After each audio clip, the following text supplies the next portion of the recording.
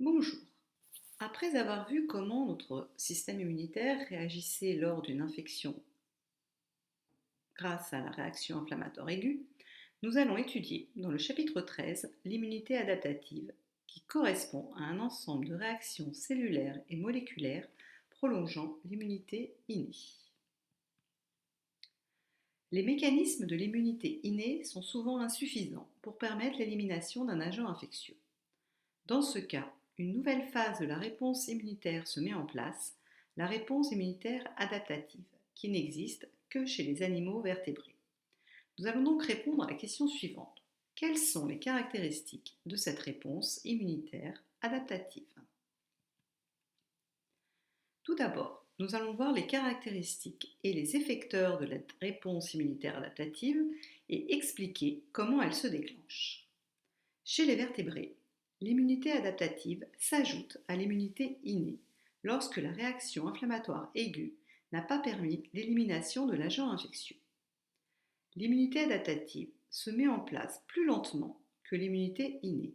Elle se déclenche 3 à 5 jours après le début de l'infection, mais elle est beaucoup plus ciblée, comme nous pouvons le voir dans l'expérience 1, document 1, page 30 de votre livre.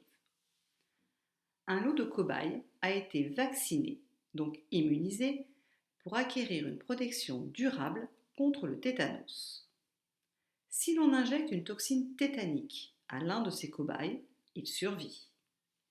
Dans le cas où on injecte une toxine différente de celle contre laquelle il a été immunisé, par exemple la toxine diphtérique, il meurt. Cette immunité adaptative repose sur la reconnaissance spécifique d'antigènes, c'est-à-dire de molécules portées par l'agent infectieux et seulement par lui. Il existe deux types de réponses adaptatives.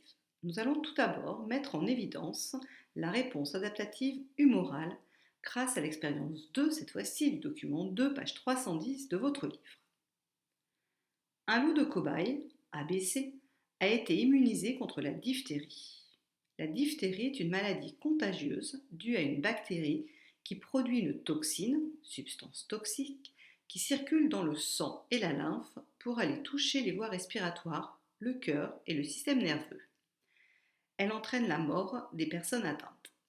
En France, vous êtes obligé d'être vacciné contre la diphtérie, mais aussi le tétanos, la poliomyélite, la coqueluche et une forme de la méningite 1 mois après votre naissance. Donc, le cobaye A reçoit une injection de toxine diphtérique. Il survit du fait qu'il a été vacciné.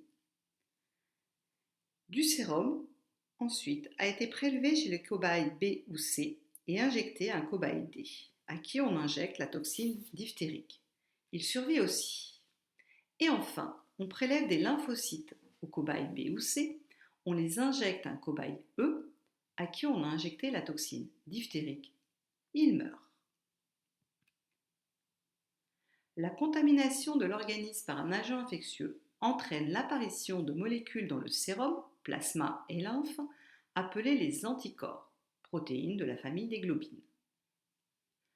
Les premiers anticorps apparaissent environ 5 jours après le contact avec l'agent infectieux, alors que les manifestations de la réaction inflammatoire aiguë se poursuivent. Il faut savoir dessiner et légender un anticorps. Un anticorps est formé de 4 chaînes polypeptidiques identiques 2 à 2. 2 chaînes légères en rouge et 2 chaînes lourdes en bleu. Chaque chaîne possède une partie constante, partie non hachurée, identique pour tous les anticorps que nous possédons, et une partie variable, partie hachurée, qui diffère d'un anticorps à l'autre. Les anticorps se fixent sur les antigènes portés par l'agent infectieux. Un anticorps peut se fixer sur 2 antigènes identiques grâce à ces 2 parties variables spécifiques à cet antigène. La liaison antigène-anticorps entraîne une agglutination de l'antigène et la formation d'un complexe immun, à savoir aussi dessiné. La première légende à droite correspond à l'anticorps, qui s'est fixé sur les antigènes. Deuxième légende à droite, portée par un agent infectieux, légende oblique à gauche. Un anticorps possède 2 sites de fixation à l'antigène. Ces sites sont constitués par des acides aminés, dont la nature varie fortement d'un anticorps à l'autre. La structure tridimensionnelle de chaque site de fixation de l'antigène peut être ainsi complémentaire de celle de l'antigène reconnu par l'anticorps. Cela explique la spécificité d'un anticorps pour un antigène donné. Les cellules phagocytaires possèdent des récepteurs à la partie constante des anticorps.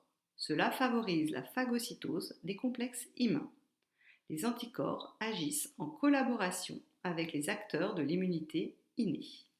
Pour résumer, la partie variable des anticorps fixe deux antigènes et la partie constante des anticorps permet la phagocytose et donc la destruction de l'agent infectieux. La première légende à gauche correspond à l'antigène porté par un agent infectieux, deuxième légende à gauche. La troisième légende à gauche correspond à l'anticorps qui se fixe par sa partie constante au récepteur CMH, quatrième légende oblique à gauche, du phagocyte, légende à droite. Il existe un deuxième type de réponse immunitaire adaptative, la réponse adaptative cellulaire mise en évidence par l'expérience 3. 3 cobayes, ABC, ont été vaccinés contre le bacille de Koch, responsable de la tuberculose. C'est une maladie virale qui touche les voies respiratoires et peut entraîner la mort. Là encore, le vaccin appelé BCG est obligatoire un mois après la naissance. Le bacille de Koch se développe dans les cellules des poumons. Si l'on injecte le bacille de Koch à un cobaye A, il survit du fait qu'il a été vacciné. Un cobaye D reçoit à la fois du sérum des cobayes B, C immunisés et le bacille de Koch. Il meurt. Donc, la réponse adaptative humorale vue précédemment est inefficace contre la tuberculose. Mais le cobaye E, qui reçoit les lymphocytes des cobayes BC ainsi que le bacille de Koch, survit. Cela démontre l'efficacité des lymphocytes contre la tuberculose et donc l'existence d'une réponse adaptative cellulaire. L'organisme produit en permanence un grand nombre de lymphocytes B et T, dits naïfs, possédant des récepteurs membranaires appelés anticorps pour les lymphocytes B et récepteurs T pour les lymphocytes T, CD4 et T, CD8, spécifiques d'antigènes différents. Si ces lymphocytes ne rencontrent pas d'antigène, ces lymphocytes ne se divisent pas et meurent après quelques jours. En revanche, lorsque l'un de ces lymphocytes rencontre l'antigène, auquel se lie son récepteur membranaire, il se multiplie puis se différencie en un clone de cellules effectrices, c'est-à-dire il se multiplie par mitose en un grand nombre de cellules identiques pouvant neutraliser l'antigène. La multiplication et la différenciation sont induites par des interactions avec les cellules présentatrices de l'antigène, phagocytes, et ou des lymphocytes T CD4 spécifiques. Grâce à ce processus appelé sélection clonale, le système immunitaire peut se défendre efficacement contre les agents infectieux. En conclusion de cette première partie, il existe aussi des dysfonctionnements de notre propre système immunitaire. En effet, l'organisme produit aussi des lymphocytes reconnaissant nos propres molécules. Ces lymphocytes autoréactifs sont en grande majorité détruits ou inactivés. La réaction immunitaire adaptative ne se déclenche donc pas contre nos propres molécules. Mais si certains lymphocytes autoréactifs survivent, ils déclenchent des maladies auto-immunes, comme le diabète de type 1 et la sclérose en plaques.